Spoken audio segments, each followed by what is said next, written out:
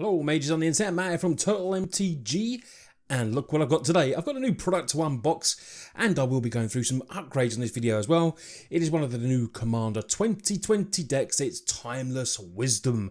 Gavi Nest Wardens on the front. This is primarily a cycling deck.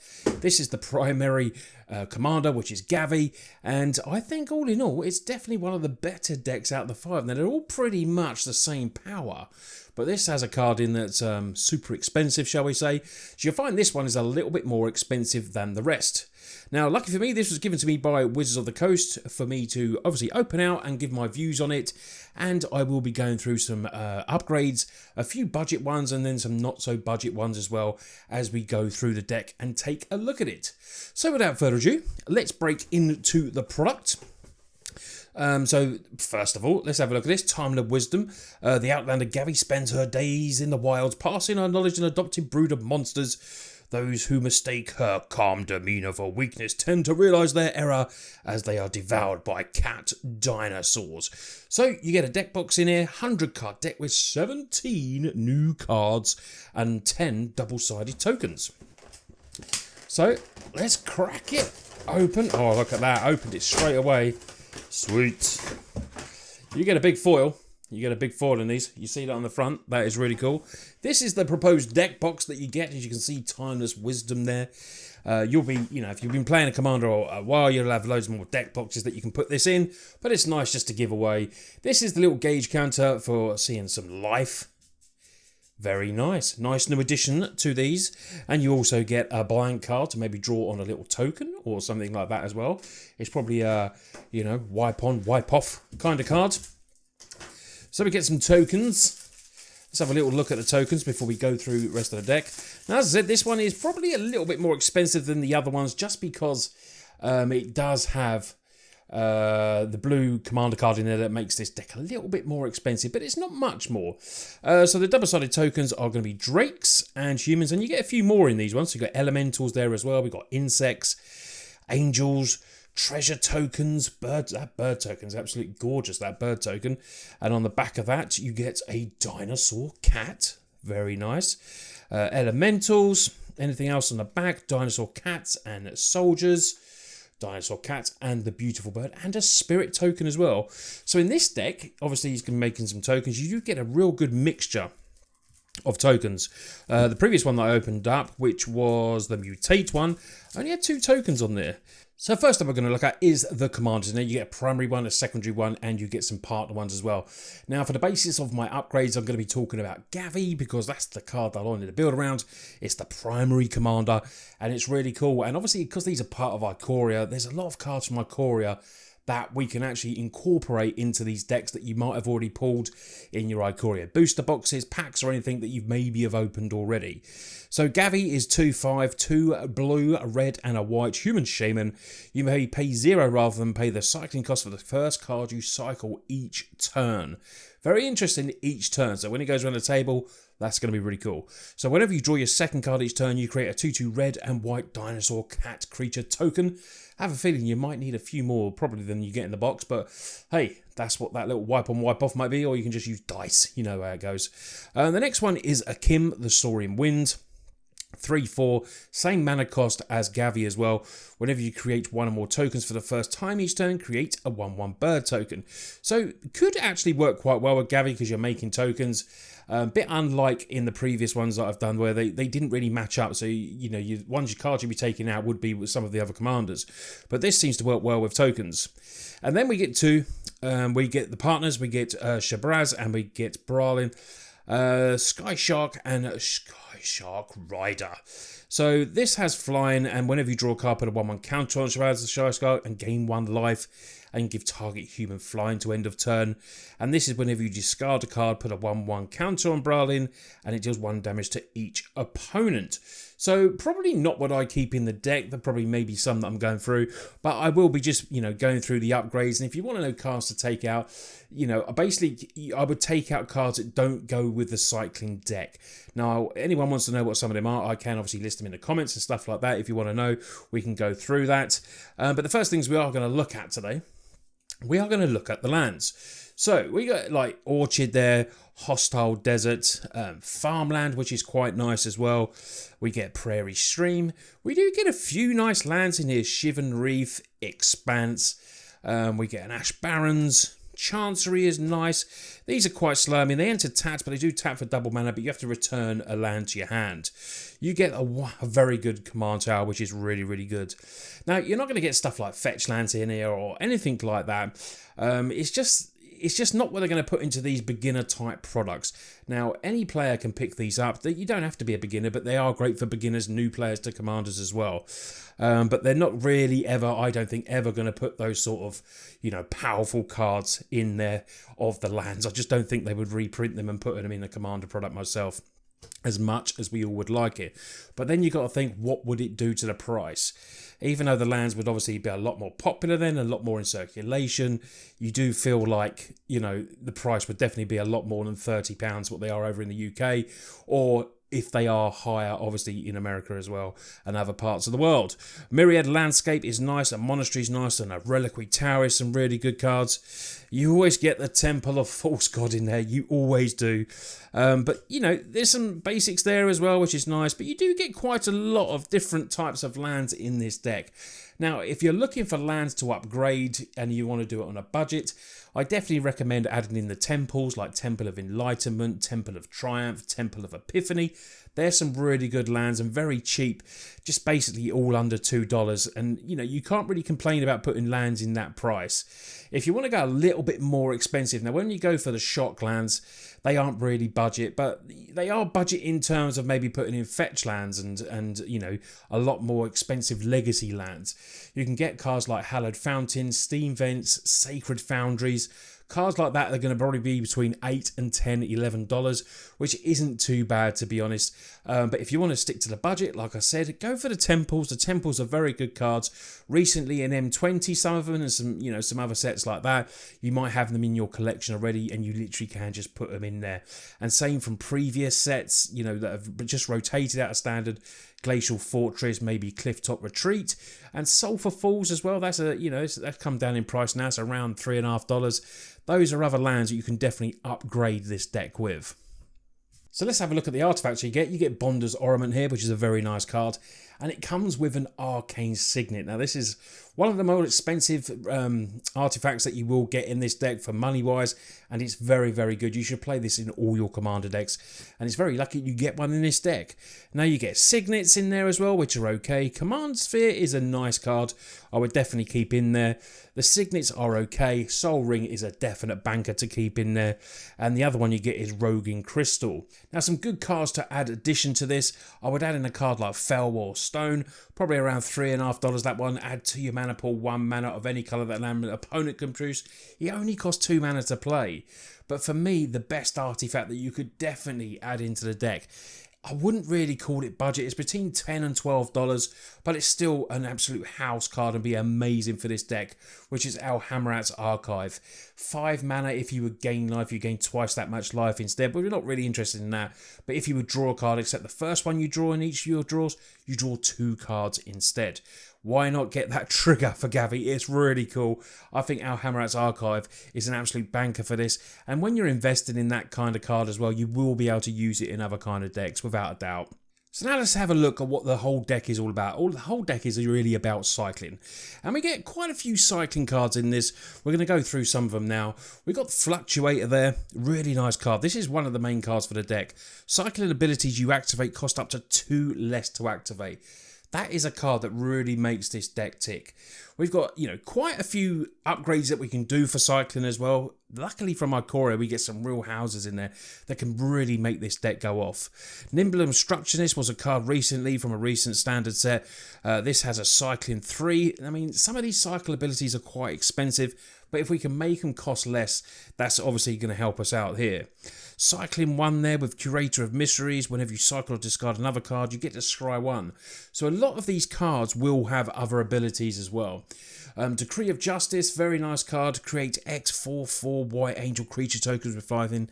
It does have cycling 3, and when you cycle this, you may pay X if you do create X/1/1 white soldiers. So creating tokens on theme with the deck as well. We've got Astral Adrift there. This has cycling 3. Whenever you cycle the drift, cycle another card with it. It's on the battlefield. You made an exile target creature. If you do, return it to the battlefield under its owner's control at the beginning of the next end step. Not a bad card. So we look at some of the others here. We've got Rasp, but we've got, utility cards that all have cycling in as well. Dismantling Wave there. Expensive cycling 8. I mean, if you want to go through the deck, these are more... You're using these really for their other ability and preferably not for their cycling ability. Valiant Rescuer, new card from Ikoria. This is good to keep this on the field. You don't really want to cycle this away because this can make tokens, get it on the field, and then go off with your Valiant. Cycling 1 with the boon is good. Late game is still going to be good as well. Neutralize, a counter spell that has another ability. So good that you can cycle this and works perfectly with this deck. Ominous Seas, one of my favourite cards. Now, we're going to be drawing cards, so this will fit very nicely into the deck. Ominous Seas is a really decent card, and basically you keep drawing cards, you get those counters on it, then you can keep making Krakens. And this will not, obviously, you don't have to do anything, you don't have to sacrifice anything, sacrifice the seeds, you just do that and then keep doing it. Another really important enchantment that I think would be great for upgrading this deck, and it's super cheap, it's like 25-30 cents, is Improbable Alliance. Whenever you draw your second card each turn, create a 1/1 blue fairy creature token with flying. That is just an absolute... It's going to be amazing for this deck.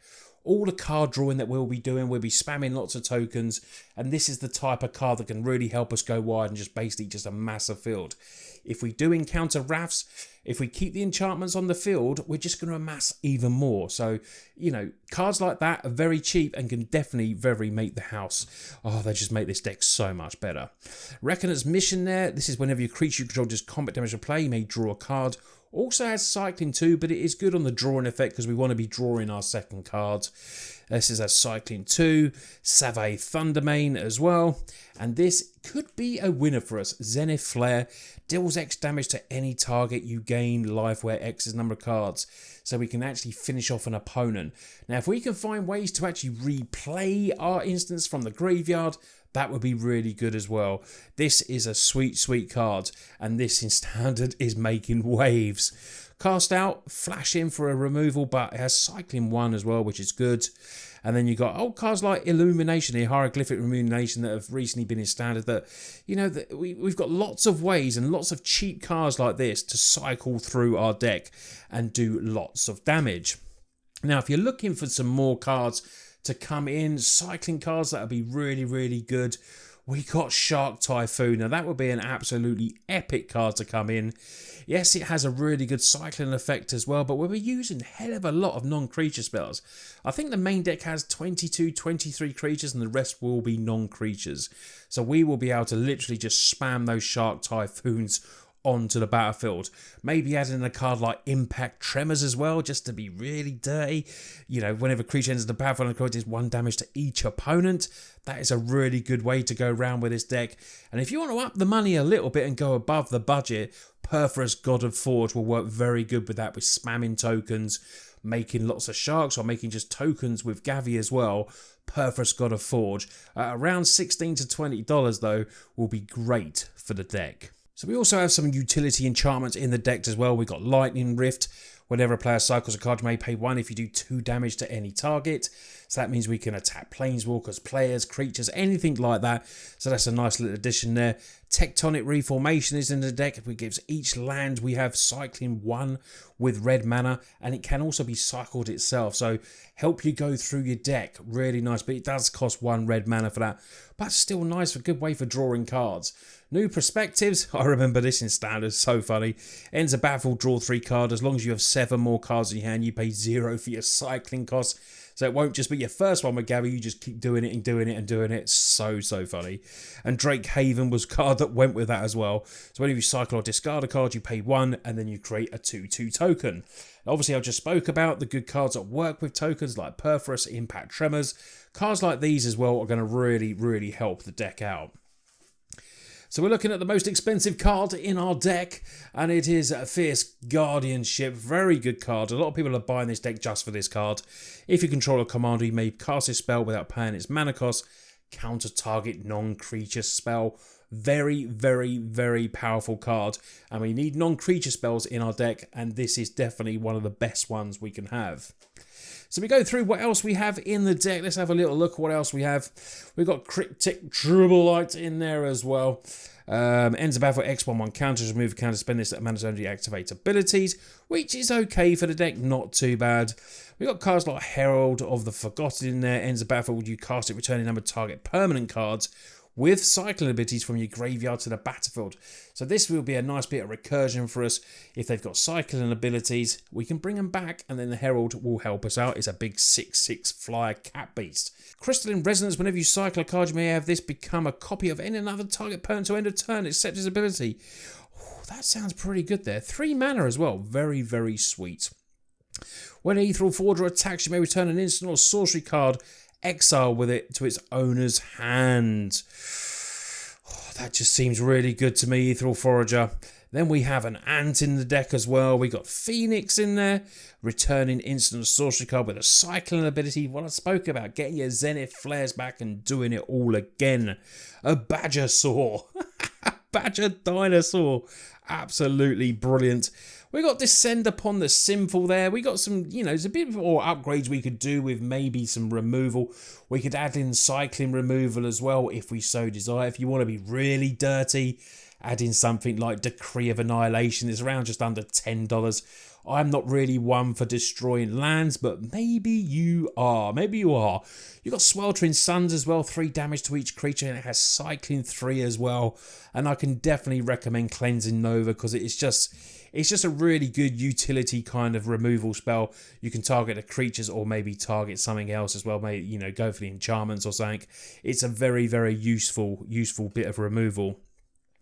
Going through what else we have here, we've got Sun Titan, which is nice. Return target permanent card, so it doesn't have to be a creature, it's a permanent card, so we could get back maybe one of our enchantments, or just something that's going to be really good for us in the game. Portal Mage, Chandra Flamecaller, it's okay. I mean, discard your cans and then you draw that many cards is okay. It does make tokens, but I feel like we could, that might be one that we do make a removal for. Whenever this attacks, you may... you or a Planeswalker, you may draw a card. Now, we do need ways to draw cards as well. So we can have, you can add in maybe something like Dream Trawler. Very, very good card. And it's only around, just over $1. It's surprising how that is just so, so cheap. Whenever you draw a card, that gets +1. It's a great way to give it hexproof as well. Mole Drifter is another way to evoke, draw cards. We trigger Gavi by drawing, the second card. But if you can draw more than one card, it's not really a disadvantage. You're still going to trigger that, and then obviously you get to draw another card as well. Cloud Blazer is another one that can just do that, and a very budget upgrade for under 50 cents. 3 white and a blue. When it ends the battlefield, you gain 2 life and you draw 2 cards. And obviously that will trigger with Gavi as well when you draw your second card. So there, all in all, are some other upgrades that you can do to the deck. Niv Mizzet, I love Niv Mizzet, such a good card. The Locust God is actually quite an expensive card in your deck as well, so this can be built around separately. You can maybe pull it out and just, but it's a great token generator. This is whenever you draw a card, create an insect token. So Impact Tremors working well with this, Perforas working very well with this as well. So those upgrades will be very, very good with this deck. So all in all, I think Gavi is a very interesting commander to build around. I'd love to know what you think in the comments. Please let me know. I think cycling for me is definitely, this is why I requested this deck from Wizards when they asked me which one I would like to showcase. For me, it was this. I'm a blue player. I love drawing cards, so cycling is a deck that I just love. It's definitely going to appeal to those type of players. We've gone through some upgrades, some a little, some budgets, some non-budgets. So hopefully you take some ideas from me there of a way to go around the deck and maybe build it and add in, just add in some of your cards that you got from Ikoria that you think would be really good for cycling for this deck as well. Strong, it will need a bit of an upgrade. The lands will definitely need a bit of an upgrade to make it a lot more consistent, but you do get some nice lands in there. But cheap way, you can budget up, like I said, with the temples, or go a bit more with shock clans, or go even more with other legacy lands if you so desire. I want to make this as strong as you can. Better removal we can add in, and just all in all, just make the deck a little bit more powerful. But this deck is ready to play straight out of the box. Remember that. If you don't want to upgrade it, you don't have to straight away. You can do it over time, which is great for these. beginners. It's great for these to get these products for around 30, 40 pounds. Really good, you know, $40, $50, really sweet product to go in there and just start playing with your friends and having some fun with it. Thanks again to Wizards of the Coast for sending this my way. I hope you've really enjoyed the video. Please give it a big thumbs up, and you can check out a link in the description if you want to go and maybe get some of these products yourself. There's a little link down below. But yeah, thanks a lot for watching the video today. You lot take care, and I'll see you on the next one.